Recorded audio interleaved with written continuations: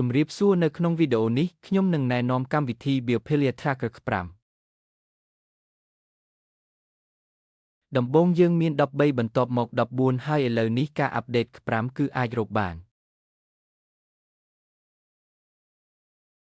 យើងចាប់ផ្ដើមកម្មវិធីនេះគឺជាការណែនាំអំពីកម្មវិធី Biopelia Tracker 5 Ultra និងអ្នកអាចមើលបទបង្ហាញ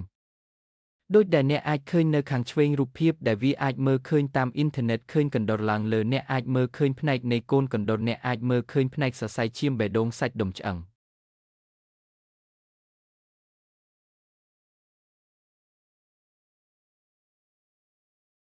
អ្វីដែលវាកំពុងបង្ហាញក្នុងរូបភាពនេះគឺការអាប់ដេតនិងអនុញ្ញាតឲ្យមានការស្វែងរកកាន់តែស៊ីជម្រៅបន្ទាប់ពីចូលទៅក្នុងផ្នែកវាស់វែងនិងការព្យាបាលនៅក្នុងផ្នែកនេះយើងមានបញ្ជីជាមួយនឹងធាតុ965មួយ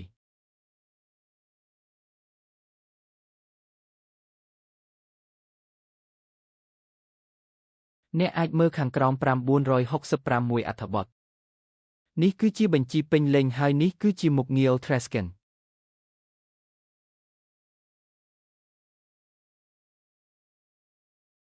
ហើយគាត់សម្គាល់អ្វីដែលកើតឡើងជាមួយរូបភាពនៅខាងឆ្វេងសង្កេតខ្ញុំនឹងចុចលើ Ultrascan ហើយនៅទីនេះវាអាចទៅរួចដែលថានៅពេលអ្នកផ្លាស់ទីកណ្ដុរឧទាហរណ៍រូបរាងផ្សេងនឹងលេចឡើង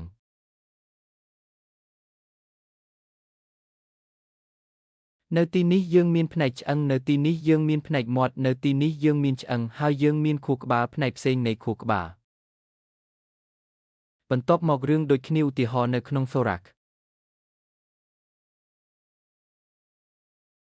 ចំណាំនៅទីនេះខ្ញុំនឹងផ្លាស់ទីកណ្ដុរហើយយើងមានសមត្ថភាពដូចដែលយើងរមូររូបខាងក្រោមនិងផ្លាស់ប្ដូរ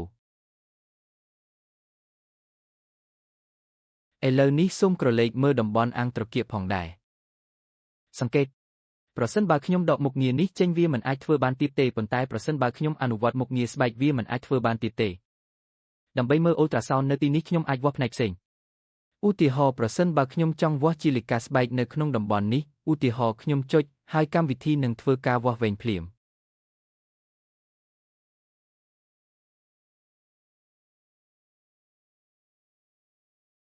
ហើយនៅទីនេះអ្វីដែលគួរឲ្យចាប់អារម្មណ៍នោះគឺថាវាបង្ហាញយើងនៅស្បែកនៃសរីរាង្គអាំងត្រគាកមួយផ្នែក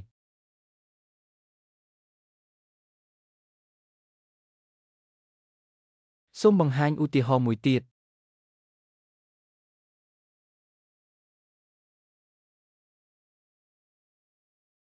ឧទាហរណ៍ប្រសិនបើយើងវាស់នៅទីនេះមានផ្នែកសាច់ដុំដែលយើងនឹងវាស់មើលខ្ញុំនឹងវាស់ធាតុនេះតាមនោះខ្ញុំបានធ្វើកំណត់ត្រា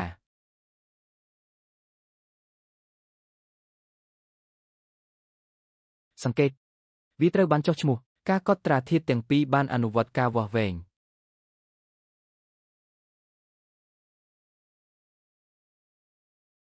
ហើយឥឡូវនេះខ្ញុំនឹងវាស់ធាតុនេះហើយឥឡូវនេះខ្ញុំនឹងវាស់ធាតុនេះហើយឥឡូវនេះខ្ញុំនឹងវាស់ធាតុនេះហើយឥឡូវនេះខ្ញុំនឹងវាស់ធាតុនេះ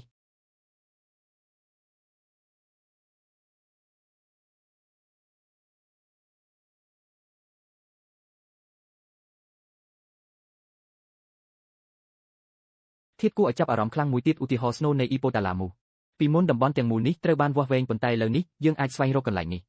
មើលអ្វីដែលខ្ញុំនឹងធ្វើនៅពេលខ្ញុំផ្លាស់ទីតំបន់ផ្សេងគ្នាលេចឡើងដែលយើងអាចវាស់វែងបានហើយយើងនឹងវាស់នៅទីនេះហើយយើងនឹងមើលថាតើយើងនឹងធ្វើអ្វីតើយើងនឹងស្វែងរកអ្វី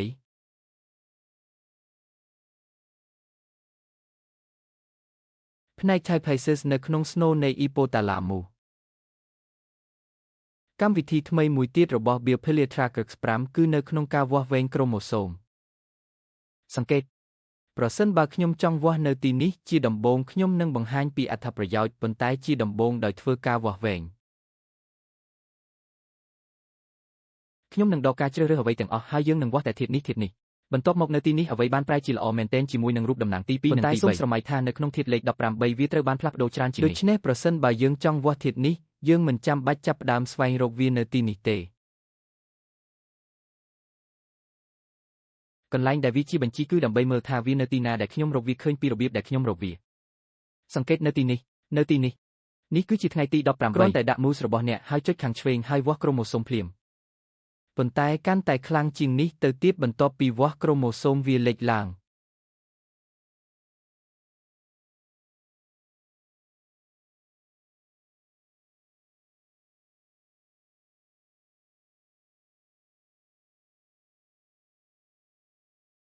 ប្រសិនបើមានការកែប្រែណាមួយនៃធាតុទាំងនេះយើងអាចវាស់តំបន់ណាមួយនៃក្រូម៉ូសូមហើយនេះគឺជាអ្វីដែលគួរឲ្យចាប់អារម្មណ៍ដែលនិយាយថាយើងកំពុងវាស់ក្រូម៉ូសូម18នៅក្នុង DNA ក្រូម៉ូសូម18ហើយប្រសិនបើយើងចង់ដឹងថាតើក្រូម៉ូសូមនេះត្រូវគ្នានឹងអ្វីនោះយើងត្រឡប់ទៅវិញហើយបន្ទាប់មកចូលទៅក្នុងតំបន់នោះ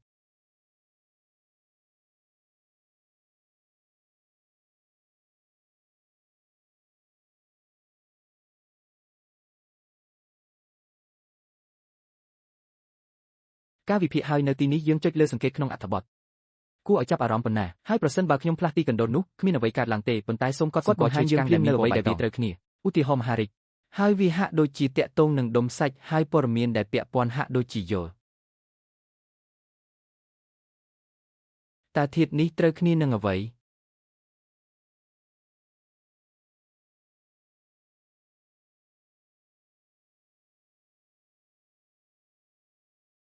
ដូច្នេះយើងអាចធ្វើការវិភាគយ៉ាងរហ័សនៃបណ្ដុំនៃ DNA ហើយបន្ទាប់មករកឃើញថាវាជាអ្វីយើងវាស់ DNA ជាក្រុមយើងវាស់ក្រូម៉ូសូមដែលផ្លាស់ប្ដូរច្រើនបំផុតហើយបន្ទាប់មកបញ្ចូលក្រូម៉ូសូមដើម្បីវាស់ធាតុផ្លាស់ប្ដូរច្រើនបំផុតហើយបន្ទាប់មកយើងកំណត់តំបន់ដែលវាត្រូវគ្នាធាតុមួយទៀតដែលខ្ញុំចង់បន្លិច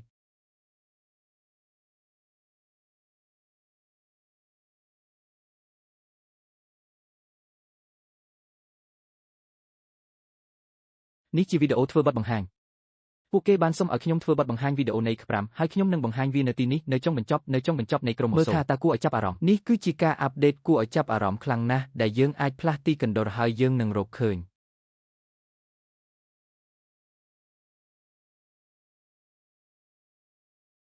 ដំបូងយើងអាចវាស់ Eris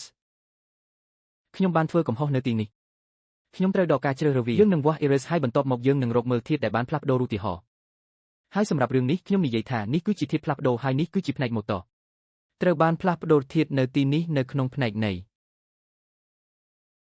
ត្រាជាឬធាតុអ្វីដែលយើងបានផ្លាស់ប្ដូរនៅទីនេះ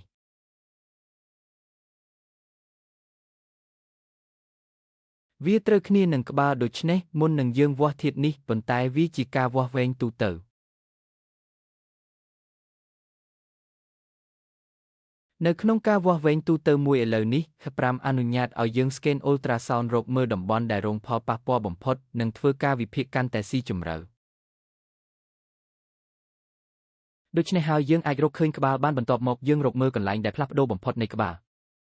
រហូតដល់យើងឈានដល់ក្រូម៉ូសូមនិង DNA នៃផ្នែកដែលផ្លាស់ប្ដូរច្រើនបំផុតប្រសិនបើអ្នកចាប់អារម្មណ៍ចង់ដឹងពីឧបករណ៍ផ្សេង Model Bioblast Metatron Biofilia អ្នកអាចចូលទៅក្នុង Channel របស់ខ្ញុំដែលអ្នកនឹងឃើញកោនរបស់ខ្ញុំហើយអ្នកនឹងឃើញនៅទីនេះនៅបញ្ជីវីដេអូនិងរបៀបដែលអ្នកអាចតម្រង់ទិសខ្លួនជាឧទាហរណ៍នៅទីនេះខ្ញុំមានវីដេអូមួយនៅលើ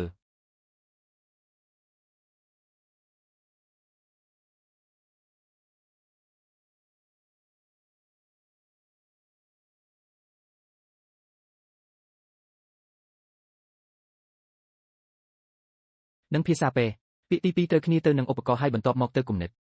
ដូច្នេះអ្នកអាចរកឃើញវីដេអូជាភាសាស្លូវេនីជាភាសាអាល្លឺម៉ង់ជាភាសាផ្សេងនិងជាឧទាហរណ៍ថ្ងៃនេះខ្ញុំនាំមកជូនអ្នកនៅវីដេអូនៃការរំញោច Magnetic Transcranial បន្ទាប់ពីបើកវីដេអូអ្នកអាចជ្រើសរើសបាន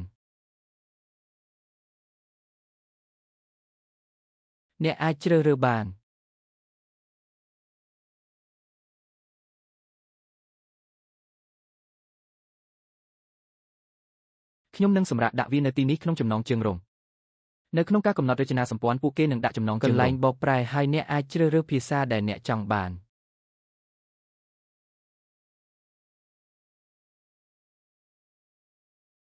ជាឧទាហរណ៍ខ្ញុំនឹងប្រើភាសា Bulgari នៅទីនេះ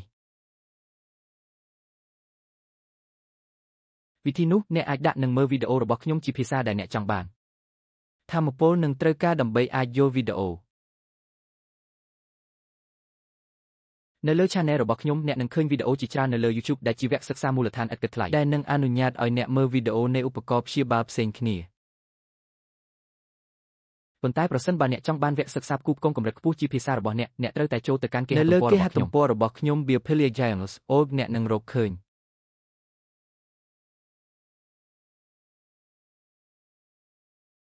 ប្រសិនបើអ្នកចង់ទទួលបានសមត្ថភាពសម្រាប់ឧបករណ៍ទាំងនេះឧទាហរណ៍ខ្ញុំនឹងដាក់ Metatron Hunter នៅទីនេះហើយខ្ញុំនឹងដាក់វគ្គសិក្សាអ៊ីតាលីនៅទីនេះហើយវាហាក់ដូចជាខ្ញុំបង្រៀនវគ្គសិក្សានៅទីនេះមានការលេចឡើងហើយអ្នកអាចទទួលបានវគ្គសិក្សាដែលភាគច្រើនមានឈុតចំណងជើងរងដែលអ្នកអាចមើលវីដេអូរបស់ពួកគេដូច្នេះអ្នកបិទឈុតចំណងជើងរងក្នុងឈុតចំណងជើងរងហើយអ្នកអាចមើលវីដេអូរបស់ពួកគេនៅក្នុងឈុតចំណងជើងរងកុំភ្លេច channel របស់គាត់ផងហើយវាហាក់ដូចជាខ្ញុំបង្រៀនវគ្គសិក្សានៅទីនេះមានការលេចឡើងហើយអ្នកអាចទទួលបានវគ្គសិក្សាដែលភាគច្រើនមានវីដេអូដែលមានសំឡេងជាភាសាផ្សេងគ្នាហើយប្រសិនបើខ្ញុំ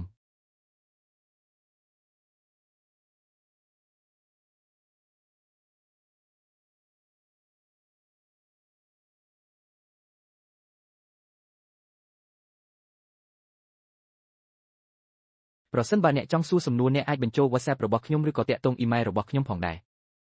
និងនៅលើ Telegram ផងដែរ